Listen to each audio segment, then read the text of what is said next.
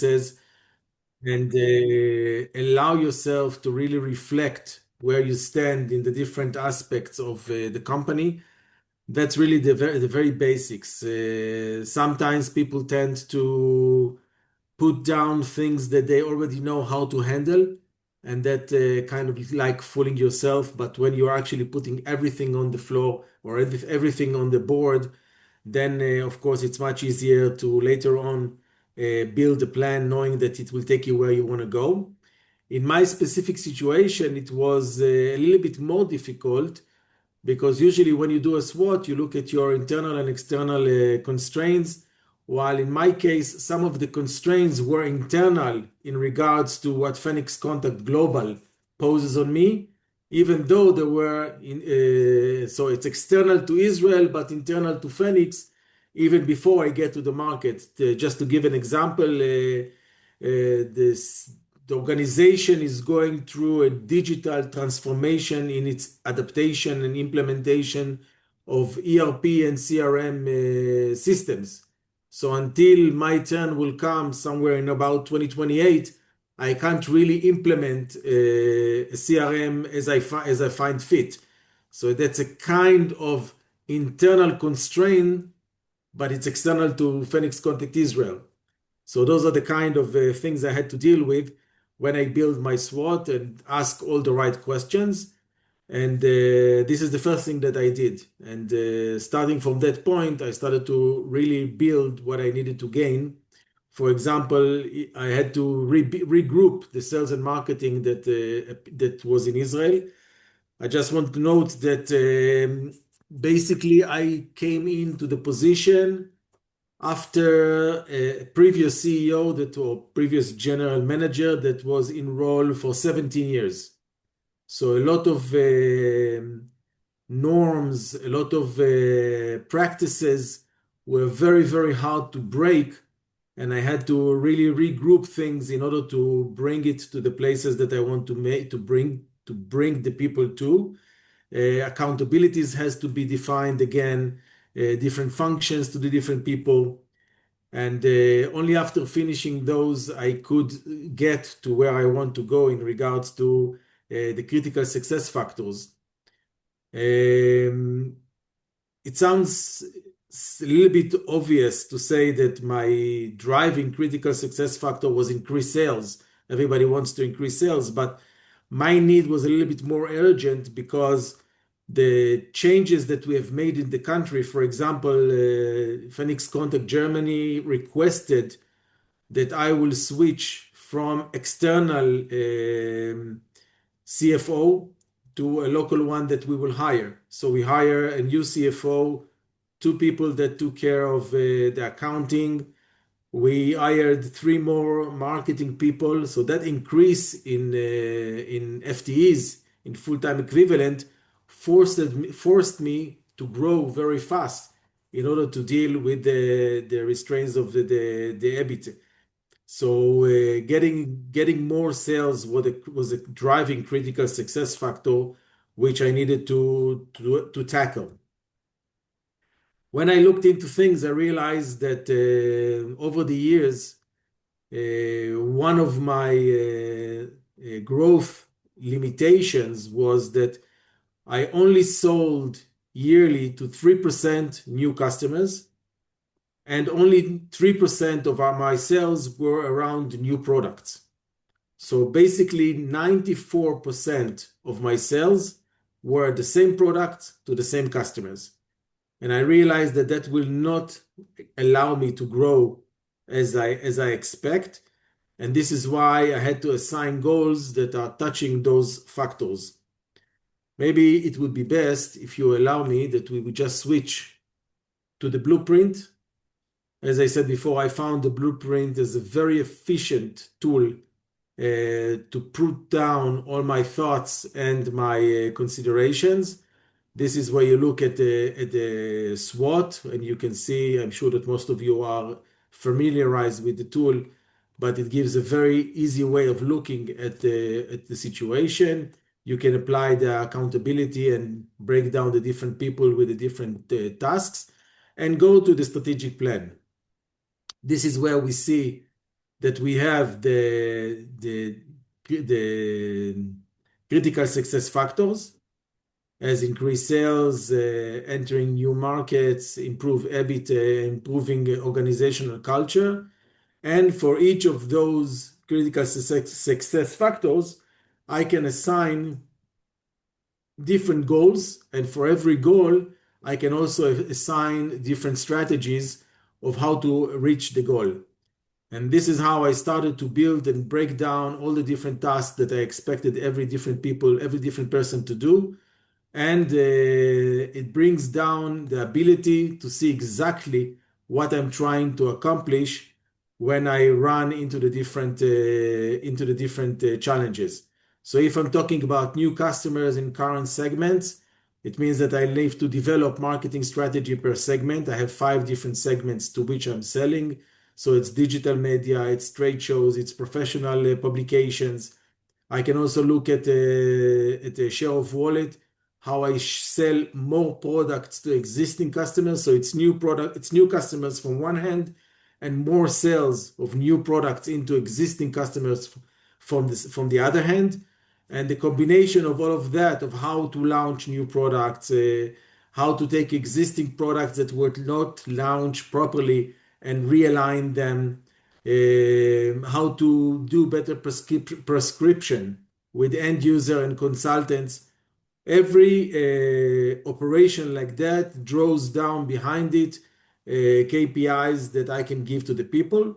Those KPIs were listed and marked. And later on, we will see what we did in order to run and measure them.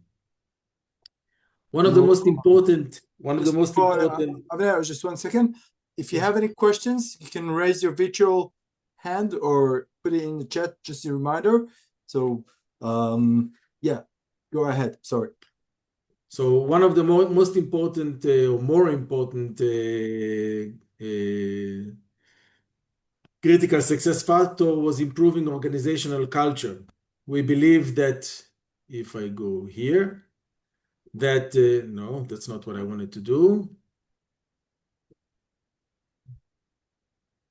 That's what we wanted to do. We believe that basically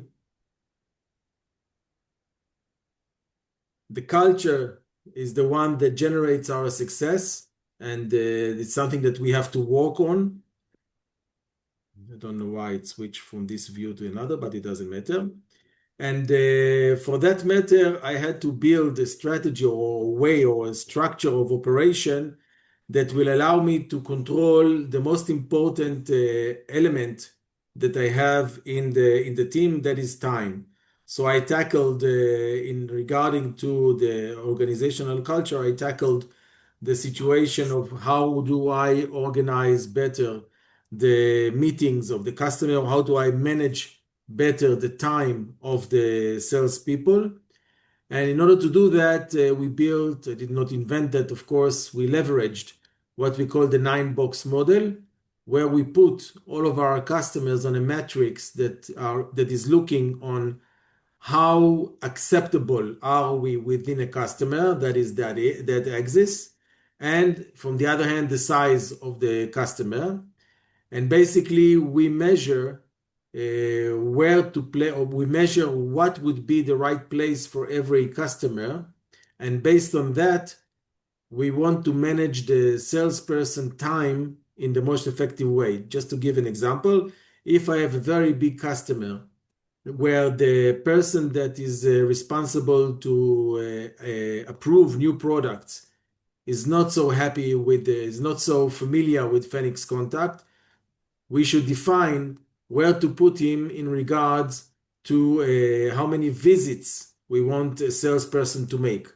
So of course, the optimal is to get a customer that is very open to our technology, is very big. This is where we put in S9 the most of our efforts, and we meet them every month or every second month or every 2 weeks. And when we place our different customers according to this configuration on the different boxes in the model, we can basically understand how many times we want to visit each customer, and in other words, where would the salesperson go in order to best use his time. In order to measure all of that philosophy, we build a PAVE, a KPI, thinking that for a KPI, we don't want to measure things that are already done or result-driven targets. We want to get targets which can be calculated and monitored on the fly. So we want to look at a process. So the PAVE is actually giving me on a monthly basis the ability to look at different aspects of the salesperson activity and to let me know whether it's on the way to keep its targets, or whether it's going further away from them. I decided to measure the salespeople based on several criteria. One of them is actually sales increase. Then it's opening new customers, share of wallet, meeting registration in a system aligned with the plan, with the plan that we've built for every salesperson of who to measure. And the recommendation stands for basically customer satisfaction. And what we can see after 1 year of activation of this is that basically in average, we were able to increase the index of those KPIs in about 20%. What we can also see that there was one person that didn't follow the plan, didn't run through as we expected. And that was for me a very good indicator when we sit together and talk about the future of this person in the company. And as a result from that, she is no longer employed in Phoenix Contact. So it's a way of looking at things not only through whether he or she met the sales figures, and it's more towards what are the procedures or what is the process that was made in order to make it work. I see that there is a question. You want to react to it now or at the end? A couple of more questions. Ido, question. Avner, thank you for this. It's a bit of a petty question, I'm sorry. You show in the target that you assigned most of them to yourself. So did you assign your guys into the system, or did they use it physically, or it's just for you? No, currently the way that the blueprint is licensed, I have one license per organization, and so it's only myself. So there is like keeping two books. One that allows me to feed the data into the system, and the other one, and that is my next slide. Then the other one is the way that I manage it with my people. So right now, most of it is aligned to me, to myself, and I run a mirror view to my people, where I sit with them on the PAVE. Again, go back to a little bit of restraints that I have by using digital tools that are not aligned with the Phoenix Contact Group. Okay, thanks. Thank you so much. Nice that you noticed. I noticed the small things. I've got a question later on. Honey, I'll give you. I see. Actually, I've now just answered this question. But I think that to follow up on that question, because we can assign more users, and I've got here some IT restrictions. But a question that comes a lot from business owners themselves to say, I have to learn a new digital platform, getting out of my comfort zone. I'm working for the system. So why should somebody go outside the comfort zone and learn a new system anyways, even as an owner, from your perspective? Every digital tool is good if it contributes. If they just fill it up just to show me that they do something, it's irrelevant. If they have added value from that tool, then of course they get the motivation to fill it. And this is why, if for me the tool is not 100% synchronized in the total IT arena, then it's less efficient. Of course, when you can hook it up to different aspects, then it's stronger in the way that it's brought. But even if I look at the blueprint as a standalone tool, just the fact that we together are generating a language of our own, one that we can share among ourselves. And when I say that you're not keeping up to this or that goal, and the guy can go in and check and see where he stands and what influenced that. So keeping a language that aligns to all of us together has a huge value. So I can say, for example, that even if it's not aligned with any CRM and any ERP of my system, if I will speak a language of what are the goals that are important for me, and I will expose how do I see the situation in the view of the blueprint, and the salesperson will have a motivation to see things the way I see it in order to communicate with me in a way that will be efficient for both of us. To me, that's already a motivation that is good enough for him to fill up another digital tool. Of course, to me, I have to make sure that it will be as easy as possible in order not to add more tasks into his daily routine. It actually brings up my next slide, which is just about one of the last one, and that is the ability to print out the entire work. And I think that maybe we'll answer those questions. I can go into the blueprint and ask to get an HTML printout of the entire plan. And that is, of course, getting updated all the time as we run along. So I can share this work. Actually, I did. When I finished the update, I shared it with all the salesperson. And it also allowed me to share it with my peers and my management team in Germany. And that is a very good way of reflecting and making sure that we are all on the same page when it came to that.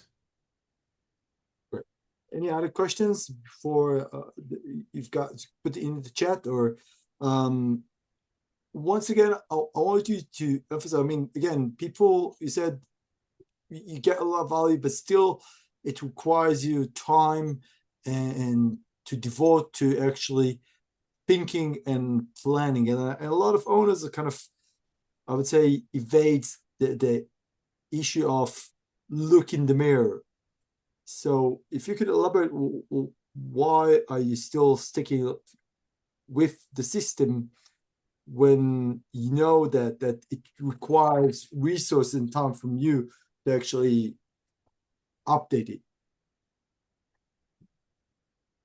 To me, I need a kind of a canvas that is corresponding to me when I'm doing the planning. I mean, I could do all the planning in Excel and in the PowerPoint, but the fact that the different parts of the system coexist and are moving from one year to the other, it's aligned to the physical year. And when the year ends, I can summarize what we did and how we stood in those targets and goals that we set for ourselves. In a way, the fact that it's a holistic platform and not just like a tool that accepts everything that you give it, that is a huge value. Again, maybe if I had a big management team with whom I could consult and work together and build the plan, maybe my life would have been easier. The fact that I'm running basically on my own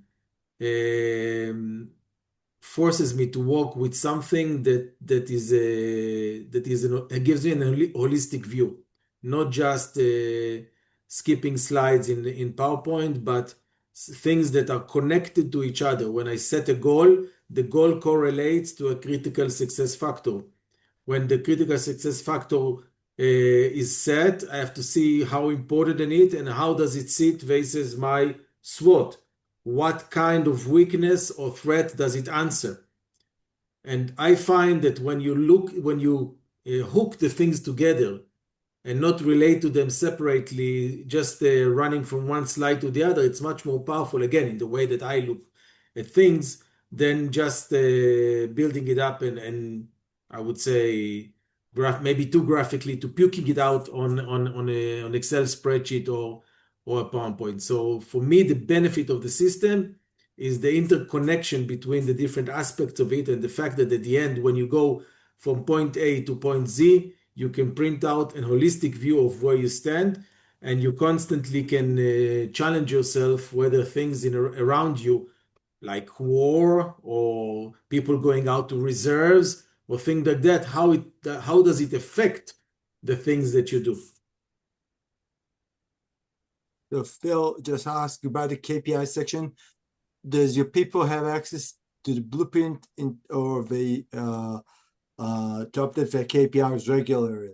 So, or again, just to clarify, how do you conduct the registration of the KPI? Do they fill it in another system, then fill it back in the blueprint, or do they fill it directly in the blueprint?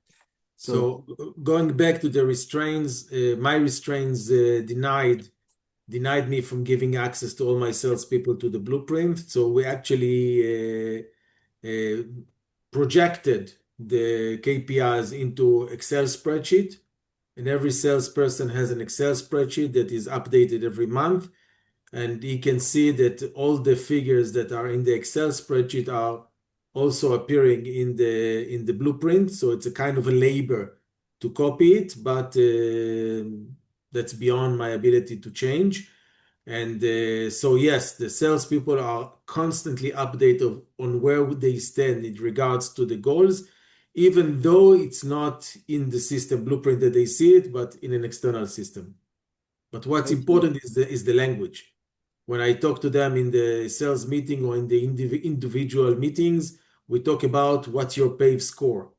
And once I was able to implement the language and they understand what it stands and what I expect, that's to me the important stuff, and not whether they can see it in Excel or whether in the blueprint. Thank you, Phil.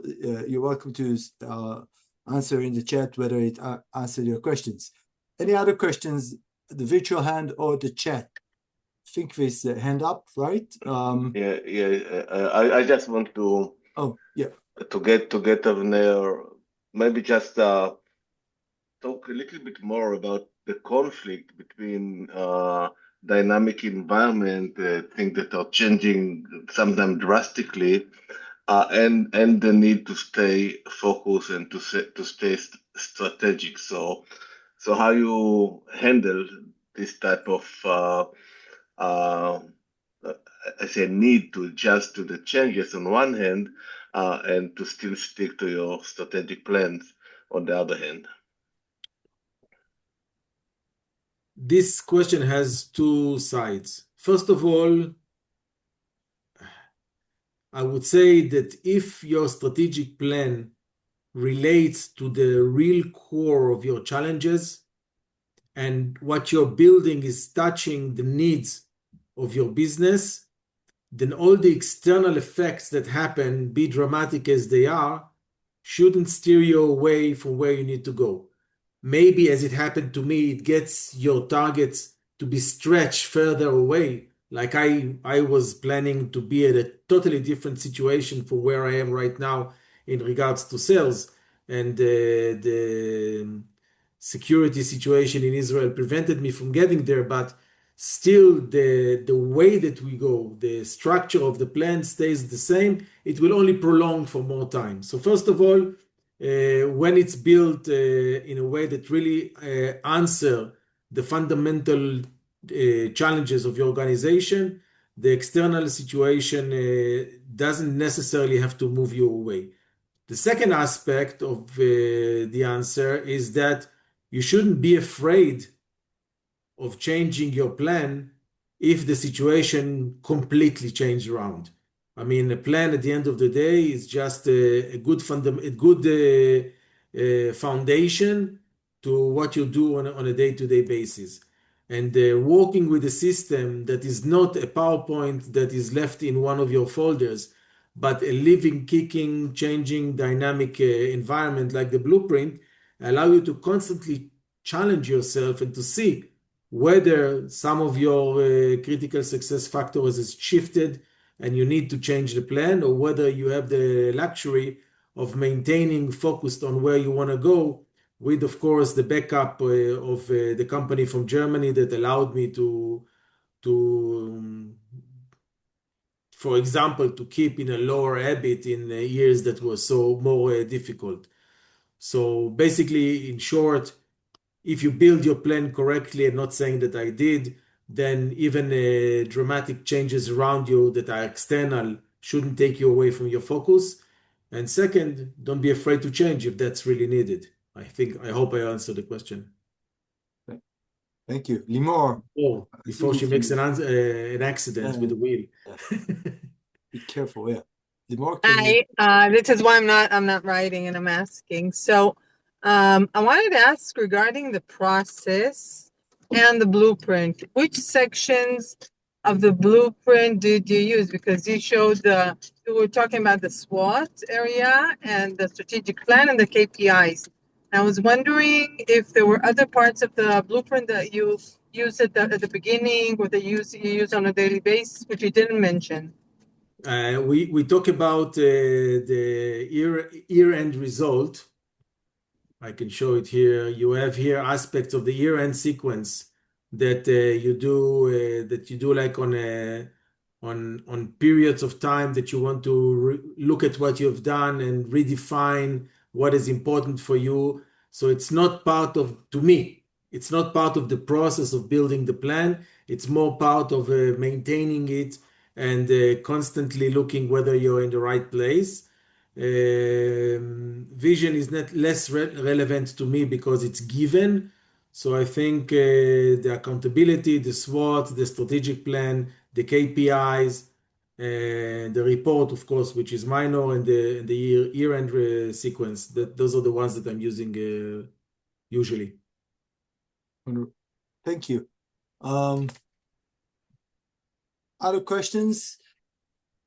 You've got a couple more, room for 2 or 3 more questions. If you could, so when showing this to your supervisors, to what were others' impression of the system? When the people that I work with in Germany saw first of all, you can ask them, some of them are attending, but when they saw the printout of the plan, I think it was very eye-opener. Again, the clarity of the system, the clarity of the way that it shows the structure, makes it very easy to relate to and very easy to understand.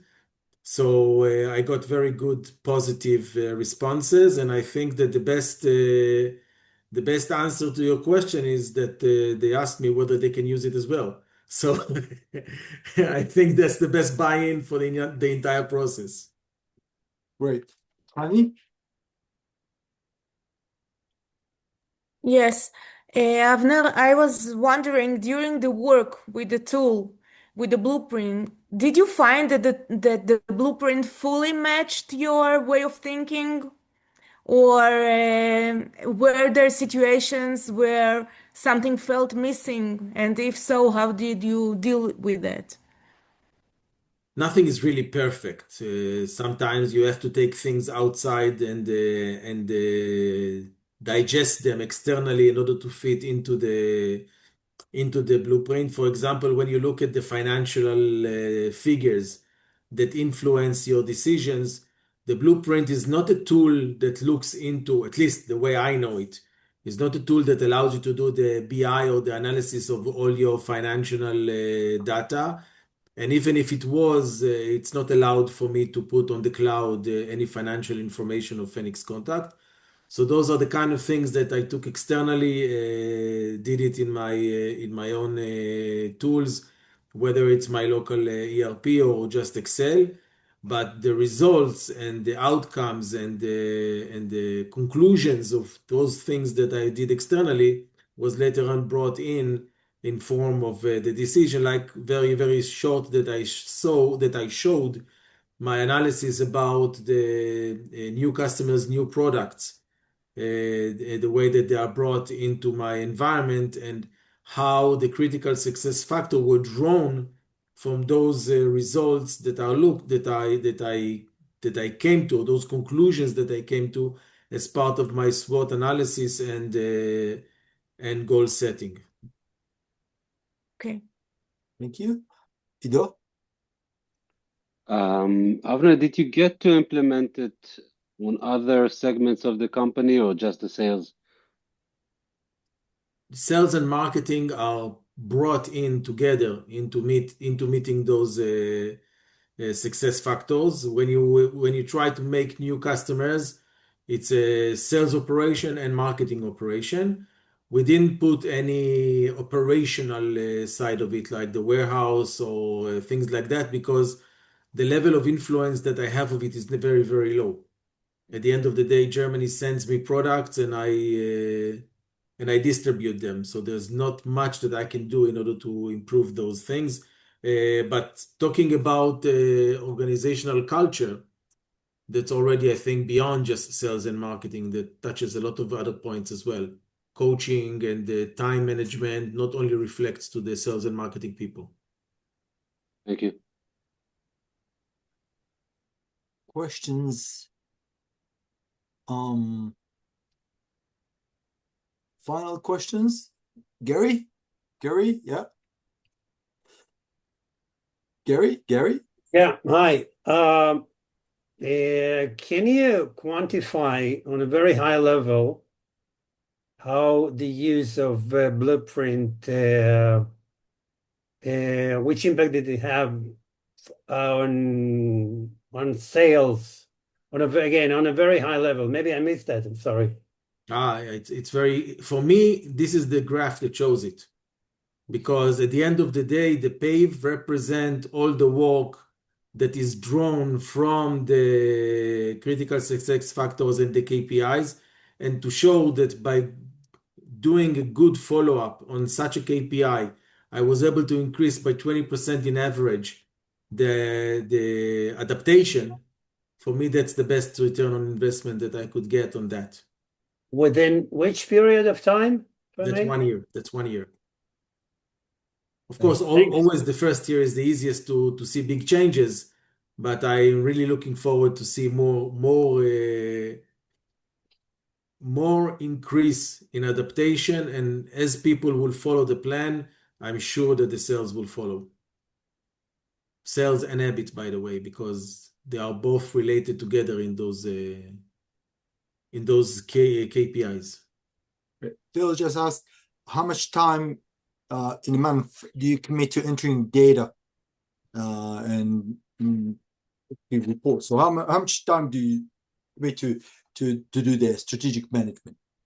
After I did the initial investment in building it all in, I don't need more than 5-6 hours a month. Maybe in the year end, maybe a little bit more when I go to the year end sequence and review where I stand. But basically, when everything is tuned in, it's just getting data in from the different sources. And all of that is already halfly automated. So we're just about to wrap up. And first of all, I'd like to thank you, Avner, and everybody shows up. And to conclude, if you had like the best takeaway for you and a recommendation for business owners and CEOs, what be your like the greatest top tip, advice for CEOs and business owners? Besides joining TAB? No, I think it's quite obvious. I don't think I would be surprising anyone saying that you have to invest most of your time by really looking deep inside and build a good SWOT of where you stand. When you do that, it's already 50% done. I remember the first time I joined Phoenix Contact on December 21.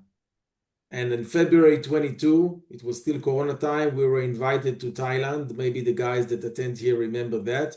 And it was the first time I saw the sales manager of the company. And I had to present 2 months after joining in, I had to present my vision of the Israeli subsidiary. And I debated what to do, and I decided eventually to come there with a presentation based on questions. Questions I asked myself, going into the position of the CEO. And to be frank, I was quite scared of what would be his reaction. And when I finished the presentation, he only said one sentence: "You ask all the right questions I would ask myself going into the position." So I think the best takeaway from my small experience: don't be afraid to ask the right questions, all the hard questions. And then once you see it all laid down, all your opportunities, all your weaknesses, all your threats, then it's then it's easier to build out your where you want to go. And the tool kind of takes you there, because when you start with a SWOT and then you go to the critical success factor, when you break it down to the goals, and you make you break the goals down to the strategics, it helps you a lot when you have the book. When you wrote the book about it, it helps you a lot to stick to it afterwards. Once again, thank you very much, Avner. Well, besides being a great member, a great friend, and one that helps a lot of people also on a daily basis, also beyond just business, and contributes a lot to the community. May we have a great continue the year in a great way together. And if you want to join other webinars that we are going